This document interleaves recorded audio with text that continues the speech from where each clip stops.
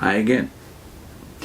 This is in Rise of Adventism by Edwin Scott Gausta, the general editor. This is the chapter 10, Jonathan M. Butler, Adventism and the American Experience. Much recent scholarship reinforces H. Richard Niebuhr's thesis in The Kingdom of God in America that the American dream has been actually a millennial vision. America's self-assertion as God's chosen people, a new Israel, providentially sustained to lead the world to universal peace and prosperity, has been rooted in millennialism, and more precisely, postmillennialism. Politicians, along with clergymen, have shared in this religious, if non-sectarian vision of the American Republic that early shaped the national optimism and sense of manifest destiny. Scholars pay less attention to the relation of premillennialism to the American dream. This leaves an unfortunate lacuna, that is, gap, as premillennialism has been the focus of much of evangelicalism since the Civil War. Premillennialists have tended to be pessimistic, withdrawn, and apolitical in relation to government. And yet, since 1865, they typically have staked an investment in the American destiny. Indeed, a historical riddle left largely unresolved is that premillennialists, while pining for that other world, support the principalities and powers of this world with flag-waving enthusiasm.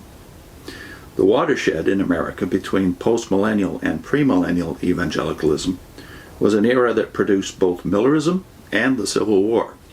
Around the mid-19th century, America entered a tunnel of doubt and disillusionment, questioning its grand apocalyptic self-image.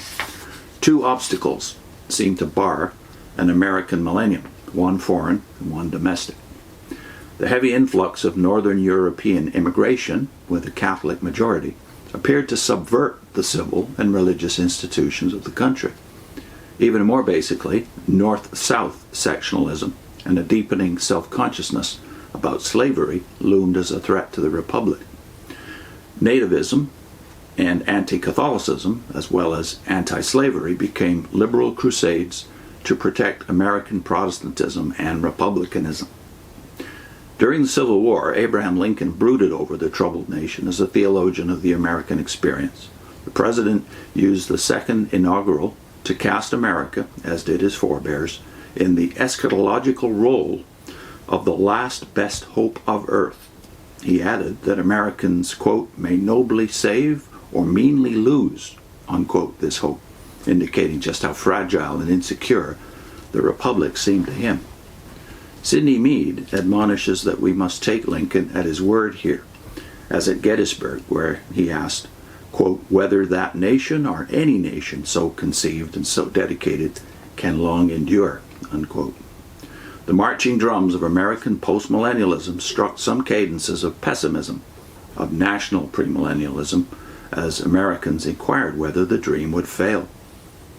In this time of irony and despair, Seventh-day Adventists emerged with their own synthesis of the American dream. They drew upon America's millennial self-understanding and assumed much of it rather than rejecting it out of hand.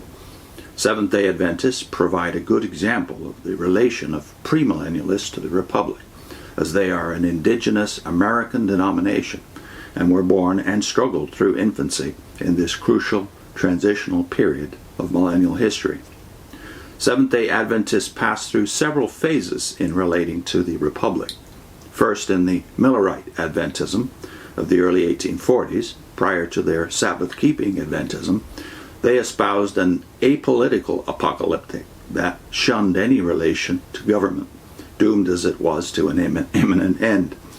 Second, in the post-Millerite Sabbath-keeping Adventism from the mid-1840s to the mid-1870s, they moved from the withdrawn apolitical position of the Millerites to a political apocalyptic which expressed their doomful denunciation of the Republic in the language of contemporary politics. Third, in the Seventh-day Adventism of the 1880s and after, they embraced a political prophetic, which brought them into the political process, if only marginally, and engaged them as prophets to sustain the Republic, at least for a time, rather than merely to forecast its ruin as apocalyptists.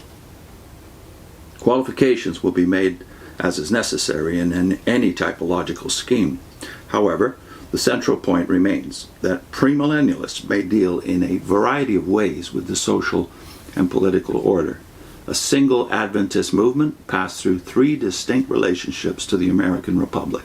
This awareness may encourage more subtle models than are found generally in interpretations of premillennialism. I'll put in a link to Merrill Tenney's discussion of the various views of Revelation 20, interpreting the millennium, where he deals with the contrast between the postmillennial, premillennial, and amillennial views.